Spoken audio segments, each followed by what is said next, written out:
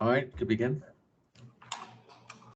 Hi everyone. Today my group and I are going to be presenting on chapter 6, Leading with Integrity and Moral Purpose,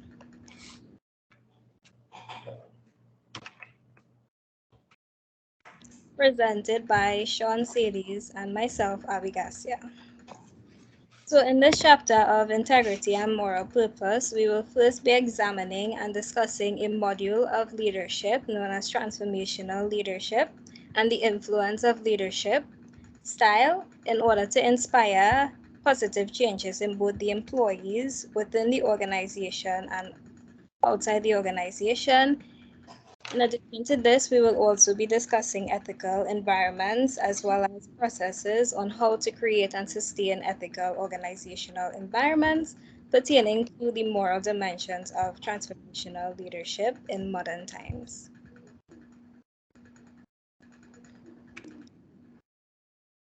So, firstly, creating and sustaining an ethical organizational environment.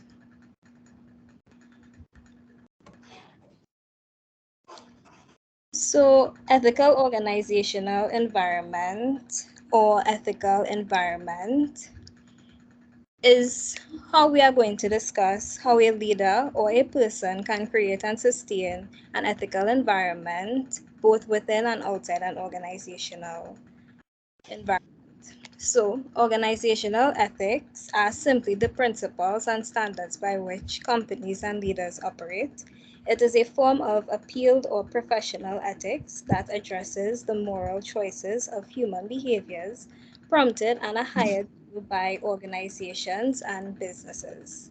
As such, it is extremely important for an organization to create values to its employees and encourage a conscious effort to do the right thing in face of difficulties and often controversial issues or dilemmas, as we will discuss further in this chapter.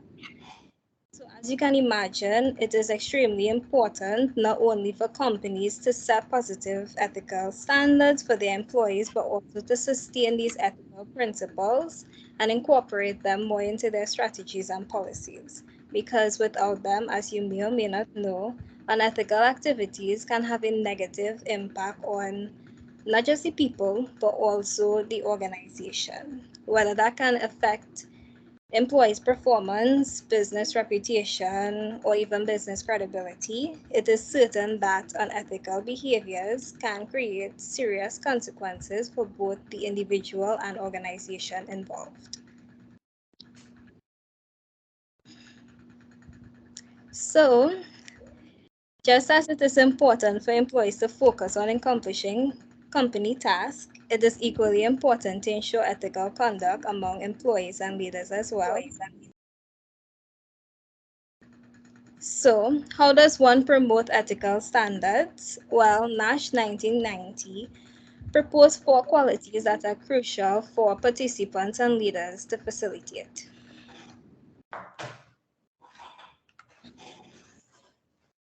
The first quality is critical thinking, and it means to evaluate the ethical components of a problem to form a decision or judgment. And this basically means sorting among useful and arbitrary details to come up with a perspective that leads to an impactful situation or solution to a problem. Like for example, this would be determining the right course of action in a high risk situation. I'm sure we've all been in situations where it was very impactful and very detrimental to figure out how to resolve this. So this is basically where critical thinking skills comes in. The second quality is high degree of integrity, and this basically means to be trustworthy and reliable and to encourage honest communication. Having a high degree of integrity refers to upstanding characteristic traits and work ethics like, for example, honesty, dependability, and loyalty to others. And this also means encouraging open and honest communication among peers as well. The third quality is personal motivation to do the right thing, and it is the internal drive to achieve, produce, develop, and keep moving forward. This means in its simplest form, the personal motivation is the force that drives you to do the right thing. I'm sure each of us can relate to having self-motivation, whether it can drive us to take an initiative or action to pursue goals or to simply help others in times of need. This is basically what self-motivation is about. And the last quality is to see from different perspectives in others. The ability to understand how others experience things through their senses. Perspective thinking is, to me, another important skill and requires the ability to be able to look at things from different viewpoints of others other than your own. Just as it is important to listen to others, it is also important to be mindful of compassion and empathy when others are experiencing. So, while we know that business with strong workplace ethics can add to the value of organization and support an environment where employees feel safe and valued, leaders can also impact this by helping to create an ethical environment culture that benefits shareholders, the organizations, or even the people in the company as well. This is viewed as good leadership that enables followers to succeed in an open and transparent environment. However, as we may know, not all leaders follow accordingly to effective leadership, and this is where my colleague comes in to discuss toxic leadership. Good afternoon. My name is Sean Series. I'm the colleague that do this project with Abigail here. And I'm here to discuss toxic leadership. In accordance with the organizational climate of anyone, toxic leadership is a type of leadership that is destructive to members of a team and the overall workplace. It's a dysfunctional type of leadership, hence the word toxic, that uses autocratic and overbearing management tactics, creating a negative work environment. And I'm sure everybody here knows about toxic leadership, right? Everyone also divides the toxic leadership into two categories, right? And the first one I will discuss will be ineffective leadership, right? Classics of ineffective leadership would be poor communication is one. That is basically the information in a work environment, information or rules might not be passed on properly to the employees or probably not taught or even showed. And with poor communication, that can lead to problems. For instance, I had a colleague once where the supervisor hasn't showed proper PPE and safety protocols in testing a battery. And I was one of the persons who was actually working there as well. And they didn't show him properly, and he was new. And he load tested the battery, and the battery exploded, and his eyes turned white. But not a fear he ended up seeing eventually, but he wear glasses now. But that is because of poor communication and an ineffective leader. Right? Secondly, we have lack of vision. Now, lack of vision is where a leader has no strategic plan for their team. They know what the company is for and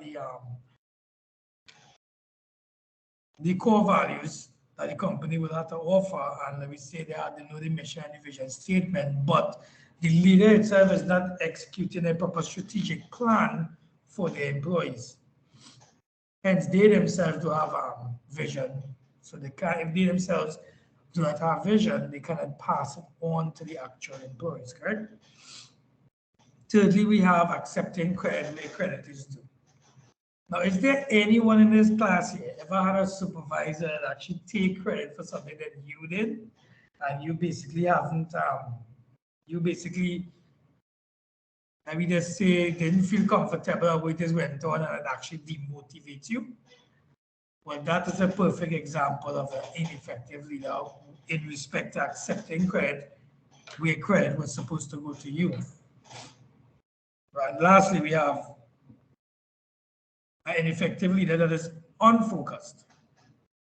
That is basically fair to pay attention to the details of the results of any works that needs to be followed. You know what I mean? So at the end of the day, the leader work, everybody knows what they need to do, and the leader probably hops up and go on his way, his or her way, and not really focusing on the work at hand to make sure the work is done properly and effectively. Hence the reason why ineffective leader. The second part will be unethical leader. Now, an unethical leader characteristics will be first one will be poor employee performance and attitude. Now, poor employee performance and attitude, basically demotivated or unprofessional attitude can cause others to follow suit. Now, if the leader is actually if the leader actually have an unprofessional attitude, or they have an attitude towards anybody, or whether or not they don't like it is a race involved, or maybe they just don't like, you probably have a relationship with this person, they jealous and they take it out on you. Many reasons why they could have a distaste towards you, and they sort of punks on you with extra work and sort of give you bad reviews, and that basically demotivates you because you don't feel like you're being treated well. Secondly, we have bad quality of employee relations, right? Bad quality and employee relations, let me see. That is basically when upper management is cheating their way to the top. You know what I mean? Which is basically, it basically will result in employees basically having resentment towards their leaders, because at the end of the day, you know what I mean, they basically taking all the credit. They basically doing unethical things to basically reach to the top. Everybody's seeing it. They're moving up, employees staying down, and then that will basically cause resentment, and everybody will tend to be demotivated again. So do we have unfavorable receptions of the company? So if a company has a lot of bad reviews, it's maybe because of poor leadership and guidance. Again, as I said earlier, if, let me just say a reference, you work in KFC and the delivery guy had to go and deliver. Now KFC has its standards. You know what I mean? They're all over trying to deliver their many locations. You know what I mean? That's what it's known for. That on Subway. But the delivery guy now is delivering food on behalf of the company, right? And let me say the operation manager had to dispatch them to whichever area and so forth. But then the leader or the operation manager hasn't taught the workers proper customer service. And they go to deliver this KFC package, and they didn't have good customer service. You know what I mean? And that bad review will be going to, like, let me say, a social media platform, and that bad review could puncture a lot of people, whereas they now wouldn't like to order for that area. You know what I mean? And that bad review is basically reflected on poor leadership skills, in this respect, or ethical skills. And lastly, we have legal issues and problems. Legal issues and problems basically is when, let me just draw a reference, somebody get laid off working in the establishment, and basically they feel that they didn't have grounds to basically get laid off, or they get fired, or they didn't renew a contract. You know what I mean? Or something of the sort. And this result on the employee actually going to take legal action, maybe through the union, or maybe through a lawyer, or maybe they went leave a board. You know what I mean? And these legal issues is because of poor leadership skills or unethical leadership skills in respect to the employee. And I could draw a perfect example in that a little bit. Let me just say that everybody's entitled to vacation every year. In working in an environment, let me say once you work 1 year, you're entitled to have vacation, whether it's 2 weeks or a year, depending on how long you're working there. And let me just say, your employee come and say, yo, here, God, you can't take vacation in December because this is a busy time, right? And you can't take no vacation, basically because this is the high income season. And this is the time where the employee itself needs the time off because the father is ill or probably the mom is ill, they need that attention for that time or they have to go and do a surgery. And the employee is not going to give you the time because it's a high income season. So then basically the leader itself looking over after the self and not really putting in consideration of the employee, and hence the employee decided to take legal action and so forth of that. So that could lead to a whole different ball game there. Anybody here ever experienced any kind of unethical leadership scenarios? Anybody? Everybody have a nice life? All right, then we go to, all right, so everything here, the different types of leaders, we have examples of behaviors and traits associated with toxic leaders also. Right, and this will basically include like leaving their followers worse off than they found them. Right, we have secondly violated the basic standards of human rights of their own supporters. Again, as I just explained earlier, violating the basic standards of human rights. That's basically the same thing as I was saying, like let me say the vacation, and they're entitled to this time and they're entitled to take upon, and they want to basically tell you when to take your vacation and basically kind of like not giving you that sense of your own right as an employee. Right? Thirdly, we have consciously feeding their followers illusions that enhance the leader's power and lessen the followers' capacity to act independently. Now, there are a lot of leaders that actually sell employees' dreams. Let's be real. They sell employees' dreams and tell them they could get more, they could get promotion, they could probably get commission, and then when they sell all these things, they come and they give you less of what you was expected, and that basically forms demotivation once again, right? And that is a poor trait to have. Then we have misleading followers through deliberate untruths and misdiagnoses of issues, right? And then lastly, we have reckless disregard for the cost of their actions to others as well as to themselves. So basically, the leaders don't want to take blame for what the employees do wrong. But if you're working in an environment, you have to look at the person who is actually in charge of the group, hence supervisors and hence managers. You know what I mean? They're in charge of everything. Everything comes down into a chain, right? Chain reaction. You know, so at the end of the day, everybody themselves must. So toxic leaders itself actually cause people to be demotivated and also have resentment towards the leaders and even the company. So toxic leaders are people that shouldn't really be there, and the people who actually choosing these leaders must be able to choose wisely. And then everybody must be monitored through, you know, systems like evaluations and employee evaluations and all these things. Everybody must have the evaluation paper to make sure that we can eradicate toxic leaders. But toxic leaders can rotten everybody coming down the road. You know, and after toxic leaders, you basically have to have moral purpose, you know what I mean, and moral courage. So hence I'll pass you on to Abby Garcia. Hi everyone. So now we will be discussing moral purpose and ethical lapses in an organization.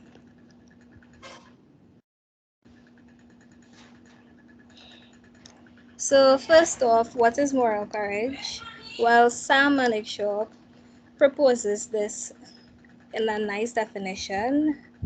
So he was basically a former chief of army staff of Indian, and he says, and I quote, "Moral courage is the ability to distinguish right from wrong, and having so distinguished it, be prepared to say, irrespective of the views held by your superiors or followers, and of consequences of others."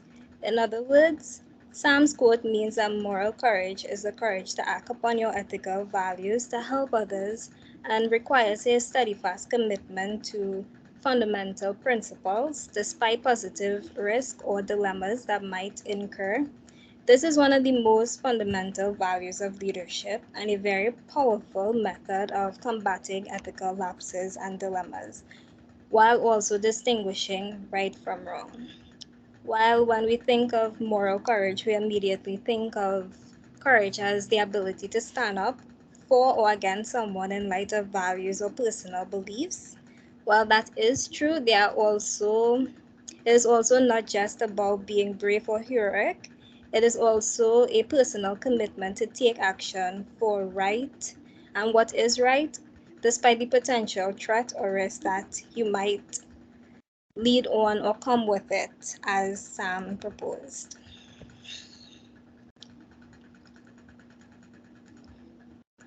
So a perfect example of this, or a worldly example of this, would be this illustration here. So can anyone tell me what they see looking at this picture?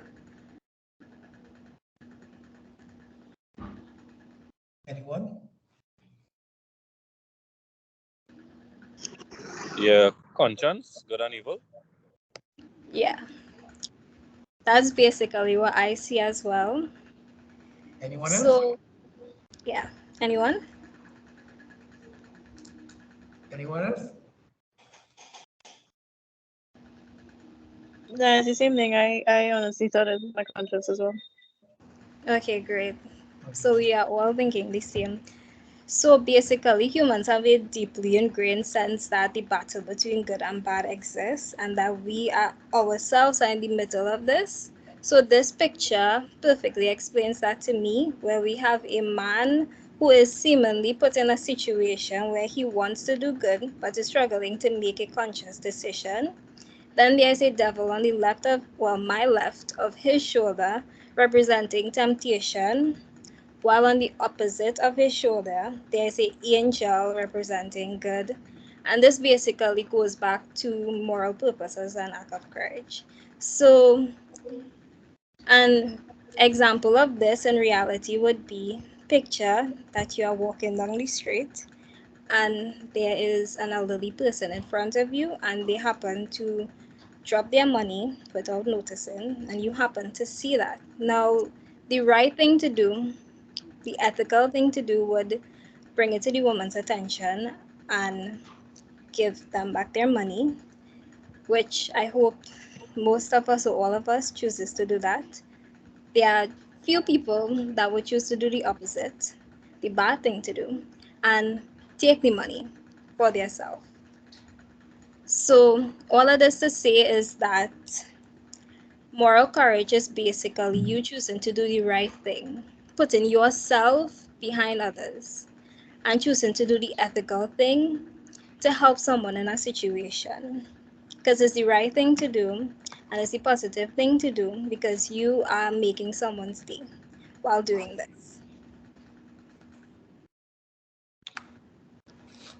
Another example of this would be a more local example of this pertaining to organizations, also known as ethical dilemmas. And this is Candice Joshua, and she was a nurse employed at an academic medical center here in Trinidad and Tobago. And she displayed personal courage when she exposed branches of conduct by her supervisor. And in an interview with Trinidad Express, she described her efforts as showcasing that individuals' action matter and that we should always stand up against unlawful actions of those who are in a position of leadership.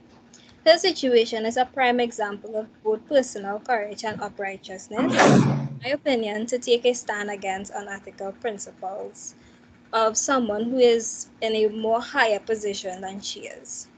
So this just goes to say that regardless of a high position in work, I feel like both leaders and participants can display moral courage, courageous and responsible act of kindness from ethical leaders who were national or historical figures in our country like Eric Williams and even Malcolm X to lead us in our everyday life, and even committed citizens of our neighborhoods and even your peers, family members, and brothers and sisters can also display moral acts of courage. This just goes to show that anyone in your life can display that.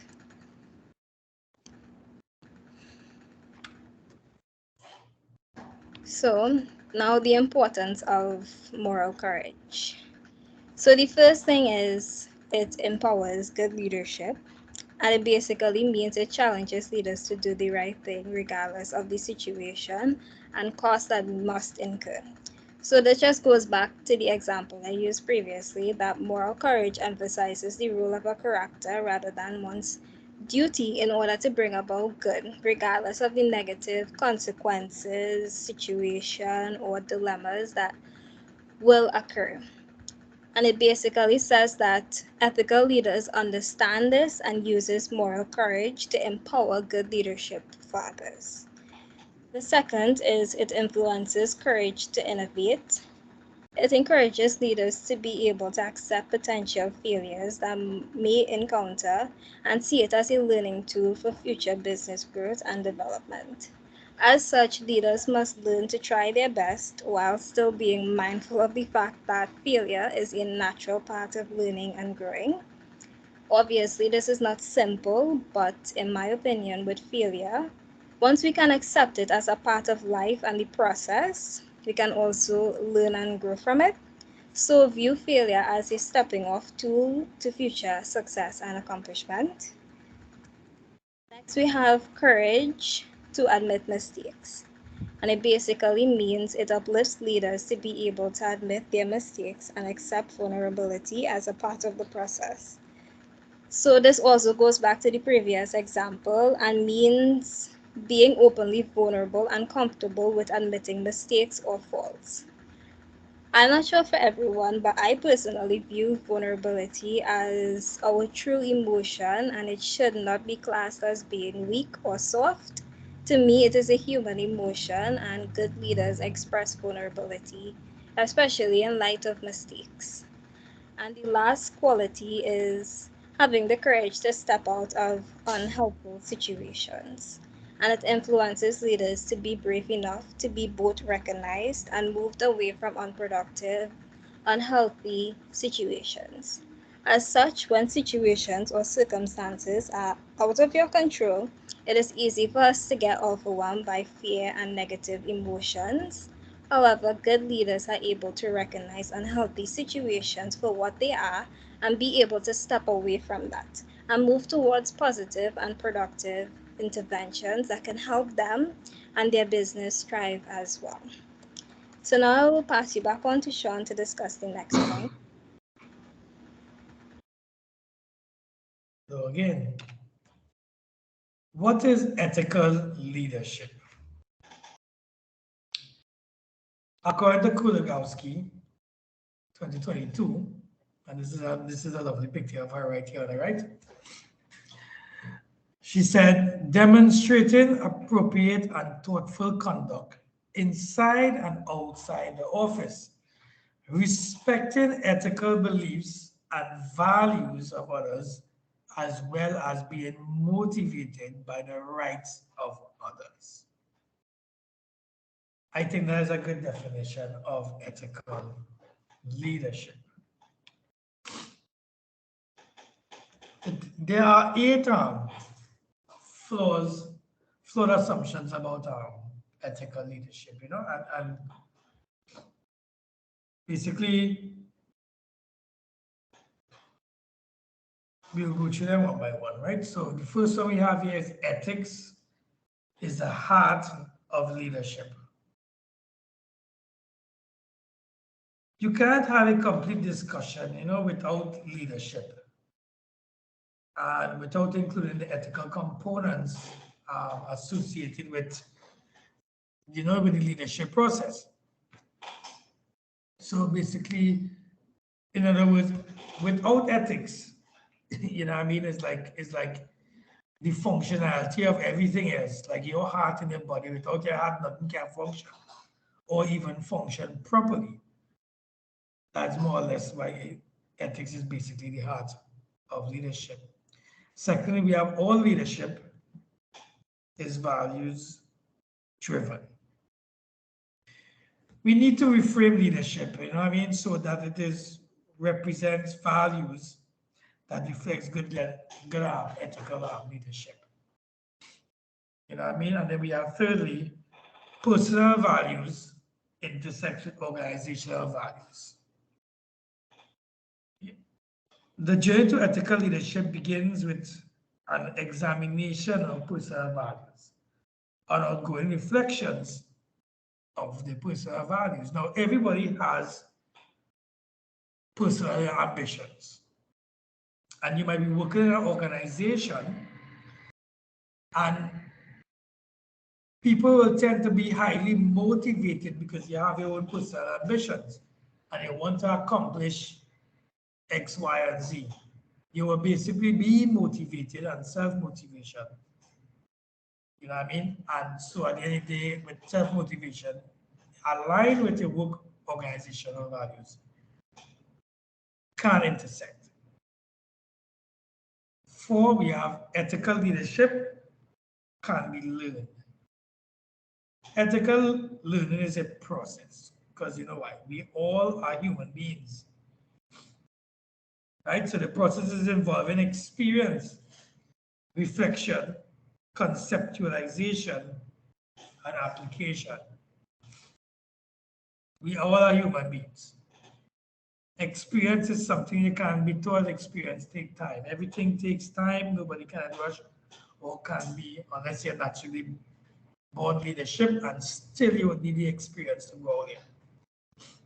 You know what I mean? Then number 5, it involves a connection between ethical thought and action. I basically linking moral reasoning with the values and action is imperative to leadership. 6, we have character development is an essential ingredient for ethical leadership. A leader's character is defined, by his or her actions and the behaviors, of course, and not just by their values, but at the end of the day, character development is an essential ingredient, right? And what they're trying to say here is that basically, for a leader to develop themselves, you have to basically have a character. There are different types of leaderships. You know what I mean? And you have to find yourself and know your niche and what kind of leadership, what kind of leader that you want to be. And basically, when you find the essential ingredient of ethical leadership, it basically is where you're going to form you to actually be that leader, that ethical leader that you want to be. Yeah, I mean, that character, that persona that you want to have and create, that make you to be this great, even all these great leaders. Yeah, I mean, like Martin Luther King and even our common leaders that we have here. Everybody needs to find their own character and develop that and be the best you can be. 7, we have ethical leadership as a shared process. Now, leadership is something that you cannot keep to yourself. You know what I mean? It's something that you must teach, you must show, you must pass on a baton, because everybody must resign and they must have somebody to show. So it's something that you need to pass on your ethical skills. So you wouldn't poison that generational leadership. So if you yourself have good ethical leadership skills and you been running there for X amount of years and you're looking to resign or you're looking to move on, you pass on that baton to that next ethical person. So you must basically be able to share that process so that proper ethical leadership can be carried on and the functionality of the company will be carried on as well. Number 8, we have everything we do teaches. Now that itself is something that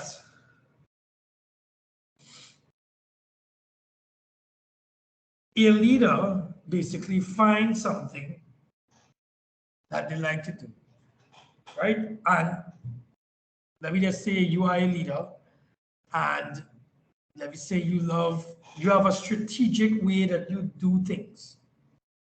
You know what I mean? Other leaders might do things differently, but you have a strategic way that you basically do things, right? And everybody admires how you have this system, and this system is marvelous. It's great. You know what I mean? You basically teach that child because you're not going to leave there. You know what I mean? And when you leave there, the business itself loses that chain, that flow, like water, that smooth way that it runs. You know what I mean? And that you basically teach it to pass it on to make sure you keep that flow and keep that legacy of ethical leadership going.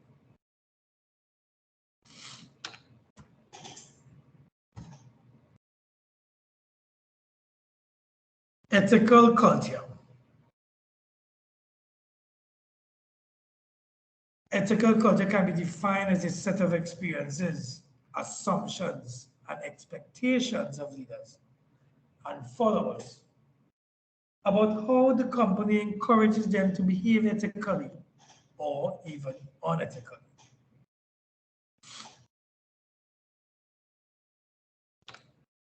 The characteristics of ethical business culture, I can name like 4 here, which is mission and value driven.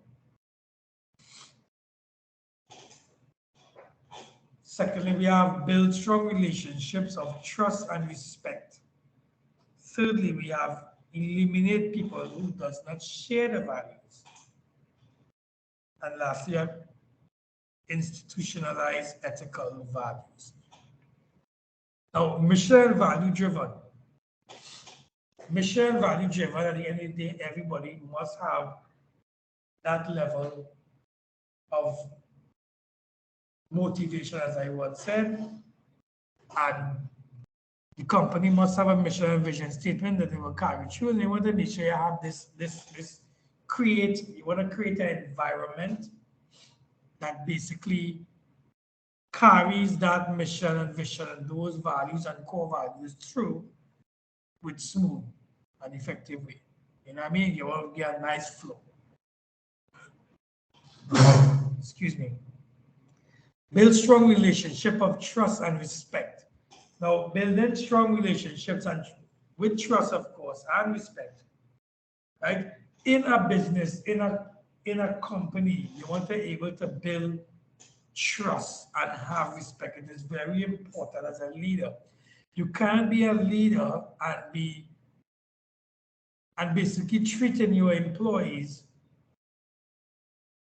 with no respect. If you don't have respect, they won't have respect for you. If you don't trust them, they won't trust you. And if you are doing unethical things, they won't trust you with a 10-foot pole. You know what I mean? They basically get demotivated off the bat. You know what I mean? And trust and respect are 2 important factors of ethical culture. So they are eliminate people who does not share those values. Now it's simple. You ever hear about if you have a rotten apple together with a good apple, you will rotten the good one? You can't have spoiled people or unethical people working with ethical people. It's like the image that we had earlier with the devil and the angel. You're going to give them ideas and they're going to be fighting the devil, And then somewhere down the line, they will find themselves doing what's wrong. And you don't want that. So you need to eliminate these people. Right? And lastly, institutionalize ethical values. Everybody must, basically, all leaders will eventually implement strategic ways of giving everybody roles and functions. Everybody will have their own role and functions, and they basically put into place the ethical values that is needed. Right? So I will pass you back on to Abby Garcia on ethical theories and moral purposes. So in this section, we will now discuss and examine an ethical theory known as transformational leadership and its foundations for leadership throughout the years. But first, to give a background, ethical theories are the study of human behavior as it relates to ethical development, derived from philosopher kings like Aristotle, Plato, and Socrates between 1227 to 1274. But in the 18th to 19th centuries, philosophers and scholars like Emmanuel and John Mill further developed ethical principles into different sets of theological and practical wisdoms based off their understandings. The most consistent definition of ethical theory is to provide a glimpse into how human judgments are made and the thought process individuals engage in order to solve ethical dilemmas.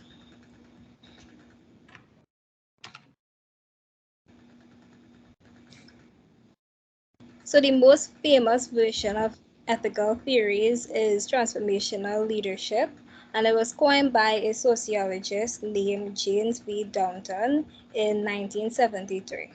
But it was later developed and defined by a famous politician named James Byrne in 1978. And defined transformational leadership as a process where leaders and their followers rise one another to higher levels of morality and motivation. And it relies on the encouragement of a team to realize overall success, and its objectives are clear when you simply look at the word the theory was built around, which was transform.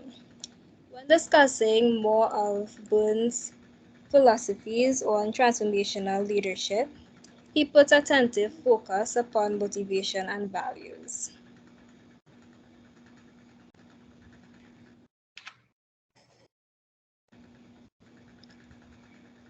He puts attentive focus on motivational and values, as I said, when accessing how a leader approaches powers. In other words, it is those who seek to change existing thoughts, techniques, and goals to better results and greater good, like the purpose of the ethical leaders. So Byrne's theory surrounding the basics of ethical systems sets apart leaders from those who focus on essential needs of their followers to those who are merely aspiring to dominance or powers, which is the opposite of transformational leader known as transactional leadership. And transactional leadership primarily focus on position and control, possession and control, and requires a stricter management system. So, for example, Burns views these as the first step, which is ethics, and then they are people centric, which refers to people who want to uplift and inspire others, and then they are also egocentric, which refers to those who are only thinking about themselves disregarding the feelings or desires of others. So we have historical examples of this, which could be Martin Luther King and Henry Ford, who would be the ones leading through morality and be transformational figures, while figures like Adolf Hitler and Joseph Stalin would be represent the ego or self-centered and would be transactional figures. Other examples or more local examples of transformational leaders in Trinidad and Tobago could also include Ellis Clark, Ian R. Robinson, George Maxwell, and even Eric Williams, and of course, so many more. This goes on and on.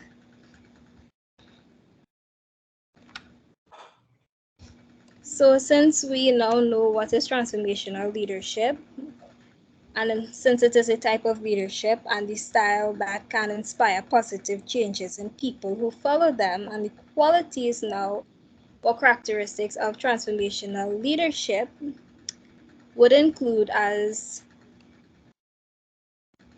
the first is courageous, which is transformational leaders have the courage to confront reality even if it is painful and have healthy egos to oppose peer pressure.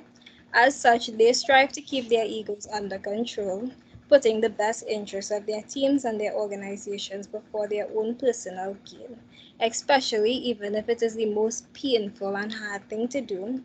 The second is value driven, which means transformational leaders have a core set of values that are consistent with their actions.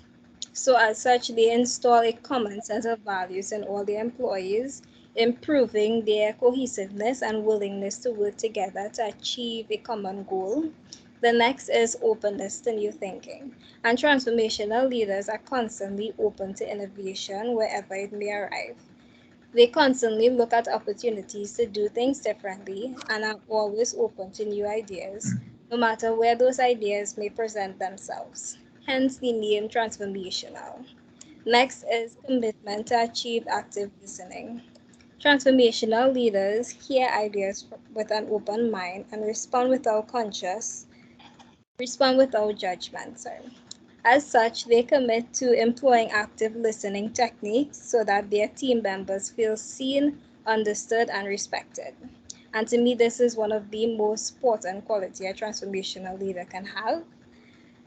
And with these methods in place, they can inspire others to share their thoughts without feeling judged or ridiculed for their different opinions and views. The next is willingness to accept responsibility. Transformational leaders must assume responsibilities for their decisions, including greenlighting the ideas of others. So, similar to ethical leaders, transformational leaders must also assume responsibilities for their own decisions and actions, as well as to give the go ahead of ideas of others in order to venture out into uncharted territories. Last is ability to inspire participation. And this means transformational leaders can create transformational teams where everyone is an idea person. As such, in order for innovation to happen, it needs to be a part of a team's culture. Therefore, transformational leaders understands this and does not expect creativity from just one or two idea people, but from their overall team. And that's the leader's job is to module universal creativity and innovation, not just from one person, but from the overall team. So through transformational leadership, there are also several ways in which leaders can inspire others to achieve higher levels of morality, such as through the influence and through modeling behaviors that become the standard for others to follow. And now my colleague will explain different ways in which leaders can achieve higher morality.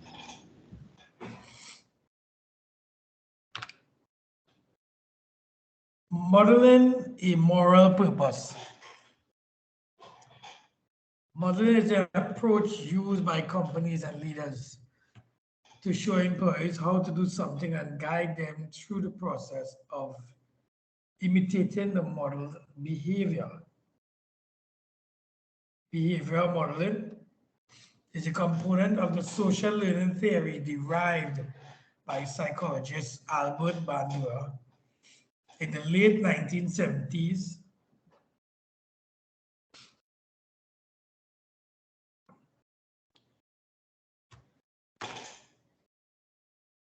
They have examples of illustrations of both internal and external behavior modeling for leaders.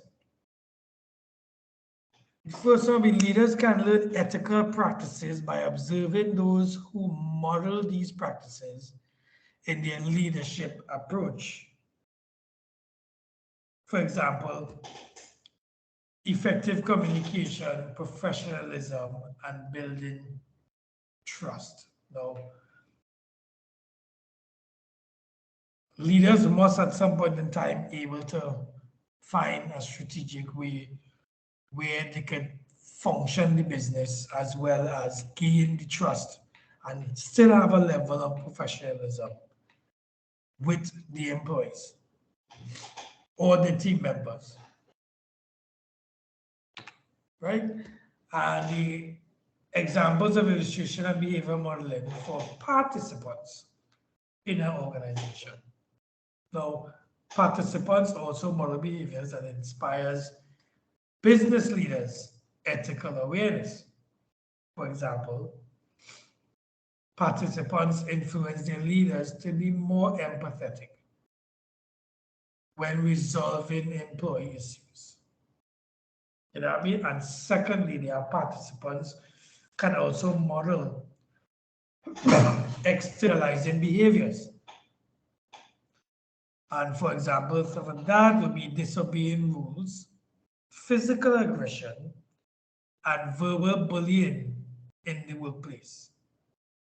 Now, no employee, and I'm sure in Trinidad and Tobago, wouldn't want no boss or no manager or no supervisor to basically talk to you in any kind of verbal abuse way. Verbal bullying is a serious thing in our workplace, and I experienced that once with the supervisor was real bullying this guy, and he was small, and he used to just take it. And the supervisor used to feel all power, and he used to just do the work and just take abuse of him. You know what I mean? And this is not something that you should do, you know what I mean? And especially with physical aggression is involved. You know what I mean? And they want to be going wrong and disobeying rules, but when you do, they take advantage and they physically, I mean, verbally abusing you, not physically. Physical aggression is more or less taking abuse of your manpower, right?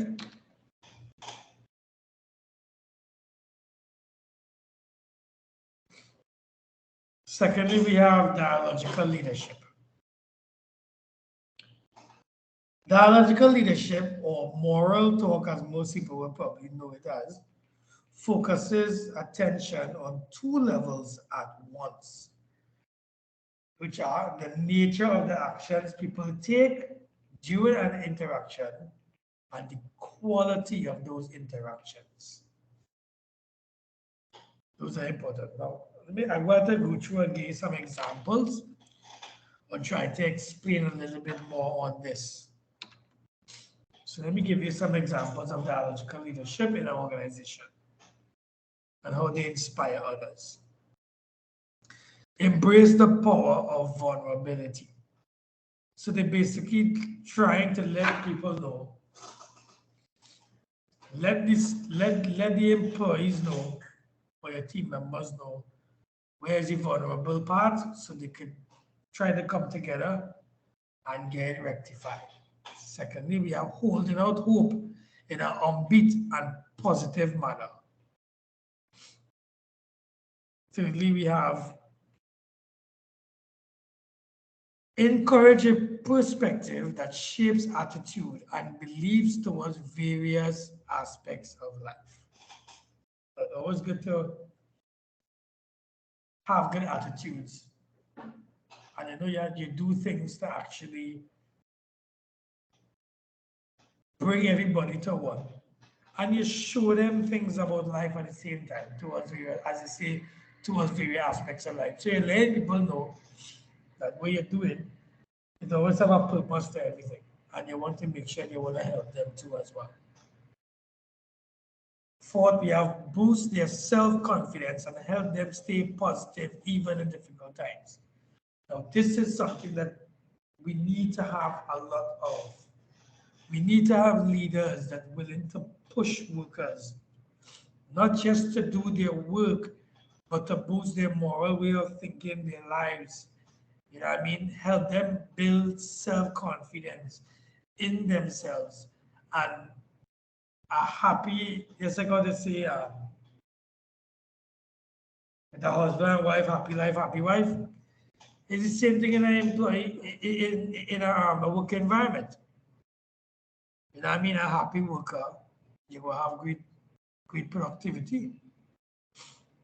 You know what I mean? And they want to make sure everybody have that level of thing. So you know, you coach them. You know what I mean? A leadership can be a coach too as well, not only just be a boss. You know what I mean? Not just be a supervisor, but they coach them and guide them to a better life. And a better life can have them boosting their morale, boosting the thing. They will not have no resentment. They will feel comfortable where they are, and that is great dialogical leadership. Share moral experiences, yes. As a supervisor or a leader, it's always good to share your experiences and how it is you develop your own life, because these people who working below you, they just want to learn and they want to follow. And sometimes they don't have the proper guidance on how, because you driving a car and they traveling. So you boost their confidence and tell them how to do it, how to go about it, and keep them positive, as I said before. And you basically show them your experience and how it is you end up acquiring a car and help them go through that difficult time. You know what I mean? And then show them your experiences and let them boost their own morale.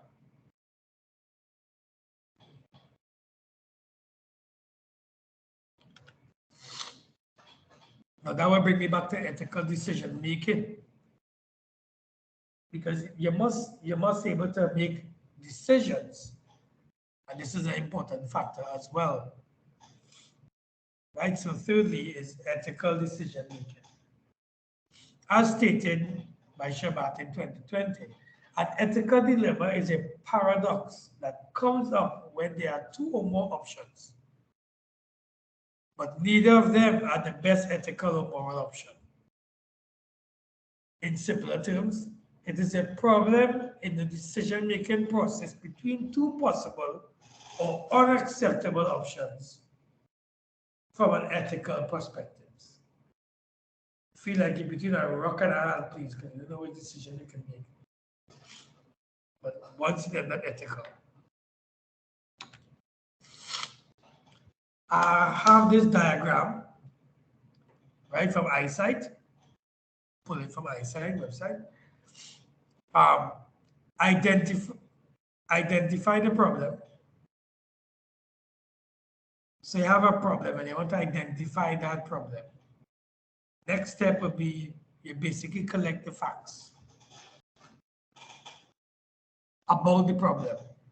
So you break it down, you write it down, all the problems, what could cause the problems, all these things.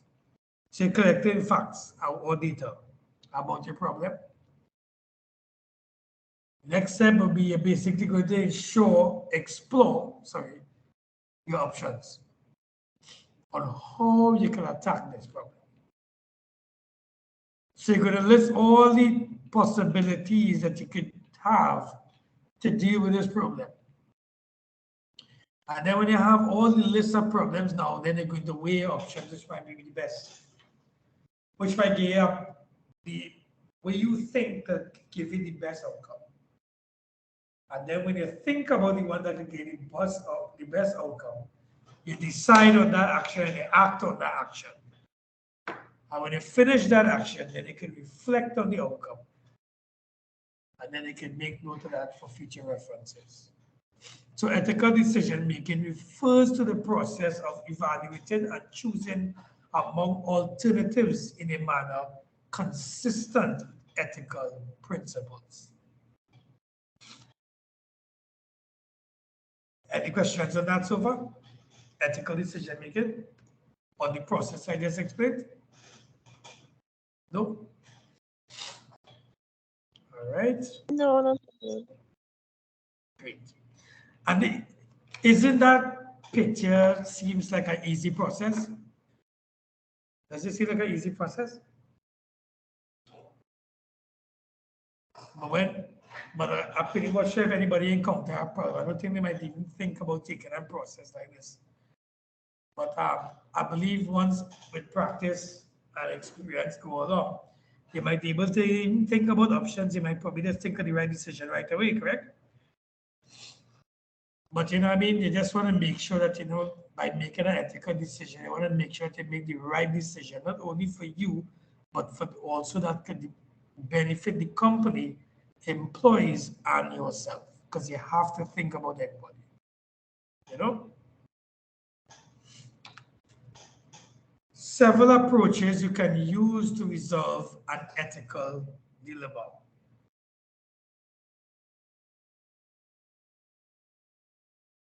We have one principal approach.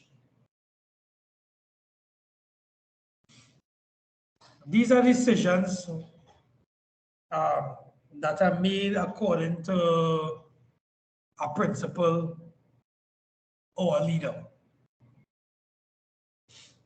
Right? Secondly, we have the consequence approach. And these are decisions that are made according to, just as I say, consequences or even their likely outcomes. So as I say priorly, the consequence approach would be the best approach that will give you the more likely outcome or the best outcome that can benefit not only you, the company, but the employees as well. Then you have the virtue approach. These are decisions that are made according to decisions makers. And I mean, the view of his own responsibilities.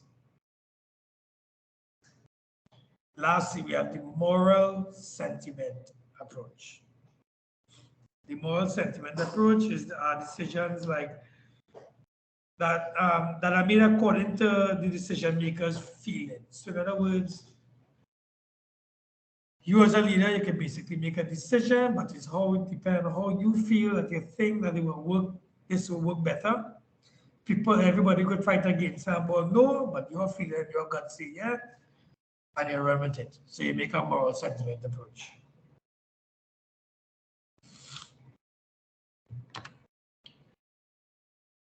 Now, to further to that now, yeah, according to Killer in 1995, it had the principles of ethical decision making. I have 3 listed here.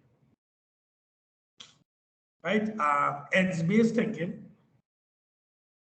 means considering the consequences of your actions.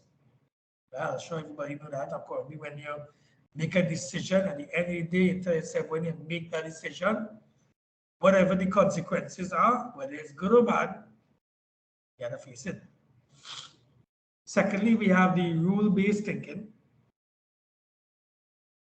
It requires you to live and act accordingly to your highest principles.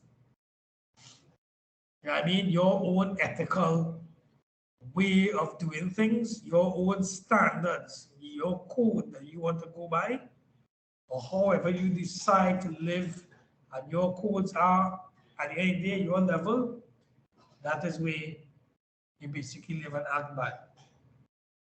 And thirdly, we have care-based thinking. It means putting love for others first. So this one, you basically, you want to care, excuse me, you care about the employees. So you're basically not going to make a decision that can cause harm or any kind of disgruntlement towards amongst the employee, because you're basically putting them first over the actual decision. So decision making at the end result can be very tricky, but at the end of the day, as discussed priorly, we must make ethical decisions and ensure that the decision you're making is correct and right, and that is suitable for you, and it make sure it benefits the company, yourself, and the employees. Right? And I will pass you on to Abby on ethical principles.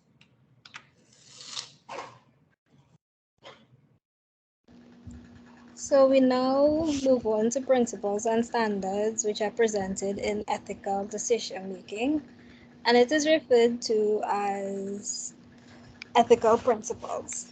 So ethical principles are a part of the normative theory that justifies or defends moral rules and or moral judgments. They are not dependent on one subjective viewpoint.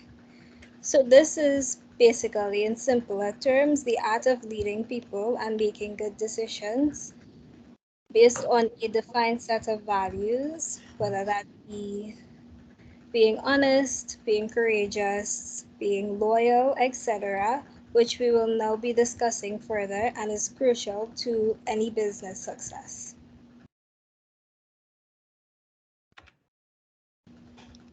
So these are the four main common ethical principles for any business, which all good ethical business should have these principles. So the first one is honesty, and straightforward, all people must be committed to telling the truth in all forms of communication and in all actions. And this basically means to build a foundation of trust for your colleagues, competitors, staffs, customers, and even yourself in every single individual and identity in the workplace. The next is fairness, and it refers to all dealings and relationships that must be founded on a conscious commitment to fairness, treating others as you would like to be treated. In other words, this refers to the values of treating people with a standard performance that is consistent and equal based on your commitment. So basically, do as you would like to be treated. Don't do unto others that you wouldn't want to be treated. The next one is leadership, and this is demonstrated by a conscious effort to set a positive example of ethical behaviors. It is a commitment to execute true ethical decision making. So this is basically just as the last one, except to me it is a very essential quality to have, and it refers to how individuals make decisions, set goals, and provide direction in a professional environment through ethical decision making. And lastly is compassion, and this means fostering a business environment of empathy and compassion, which requires a commitment to being kind and caring to all followers and customers. And this include active listening to colleagues without forming a judgment or even offering to help someone completing a task. When you treat compassion like a critical business metric, it breeds greater loyalty within your followers and customers as well, so that they can feel connected, supported, and encouraged in a good ethical environment. Now I'll pass you back on to Sean to conclude. Yes. Chapter summary. Now, leading with integrity can be a long road to go through, right? This process can be accomplished through leading by example, with role models in a structured environment with value-driven leadership. We are all human, eh? We are all human beings indeed, and we all do make mistakes. So leading by example can be helpful for the upcoming future, for the others and the upcoming people coming along. Gaining trust is a key factor for leaders, because if there isn't trust, then the chain can be broken, trust will be lost, and bad behavior patterns of staff can happen. right? So imagine everyone cooperating, leading by example, having moral talks, and even an ethical environment with problem solving, ethical thinking, and great decision making skills. Life can be easy. Now, everybody must able to work hand in hand. They work together because at the end of the day, everything must function. And if there's a chain that is broken anywhere there, right, everything can go wrong. It's basically like let me say, your brain, right? Your brain basically functions everything in your body. So picture your brain as the leadership, and every part of your body is the organization, the team. Your whole body is the organization. And your hand, your legs, your toes, your mouth, your eyes, everything is a department. Now, if it is your brain is not functioning properly and not sending the right signals, right, your whole body could do all kind of madness. You know what I mean? So at the end of the day, you want to ensure that with proper leadership skills, and they can send all these proper signals to your body to do the right thing, then everybody can work harmoniously. Everybody can work together. Everything can function and everything can run very smoothly. Right? So at the end of the day, life can be very, very, very easy once everybody work together and everything meshes and gel. So anybody here have any questions on our chapter thus far? Anybody? Any questions?